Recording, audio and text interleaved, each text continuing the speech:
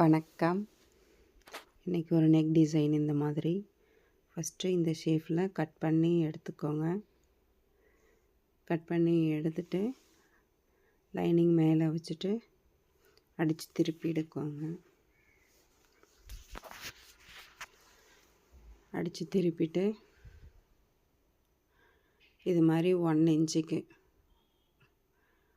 ஒரு ஷேப் போட்டு, இந்த பூ நான் எப்பொழுதும் நிறையா சொல்லி கொடுத்துருக்கேன். இந்த பூவை அப்படியே மேலே வச்சிடணும்.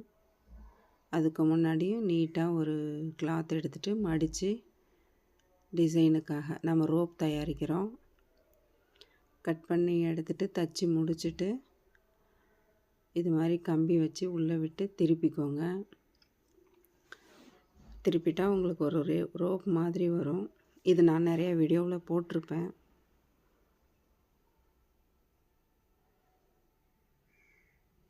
இது மாதிரி அடித்து திருப்பிக்கோங்க. எனக்கு பிசுறு நிறையா வருதுன்னு ரொம்ப கஷ்டமாக இருந்துச்சு.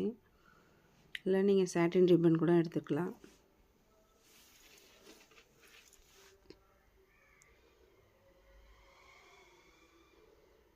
இது மாதிரி அடித்து திருப்பிக்கோங்க. திருப்பிட்டு சின்ன சின்னதாக 1 இன்ச்சுக்கு கட் பண்ணிவிட்டு அது மாதிரி கட் பண்ணிக்கோங்க. கட் பண்ணிவிட்டு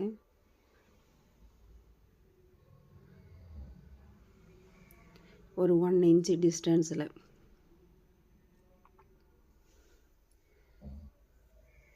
இதை வைக்கணும்.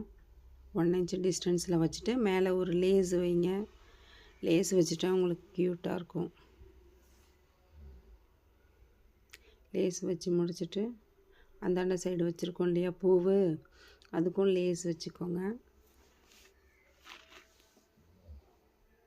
அதுலேயும் ஒரு லேஸ் வச்சிட்டிங்கன்னா உங்களுக்கு பார்க்க நல்லா அழகாக இருக்கும். அதில் தைக்க பிசுறு வந்துக்கிட்டே இருந்தது. நாங்கள் சாரியோடைய கிளாத்து வச்சுருக்கோம்.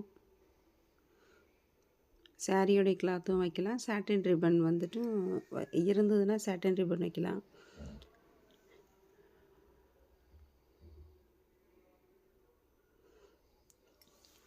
இது மாதிரி வச்சுட்டு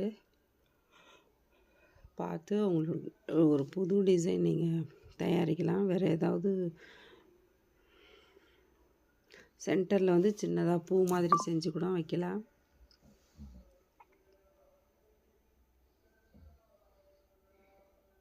வச்சு பாருங்கள், அழகாக இருக்கும். ஃபினிஷிங் நல்லா அழகாக இருக்கும். மேலே ஒரு மணி வச்சிங்கன்னா இன்னும் சூப்பராக இருக்கும்.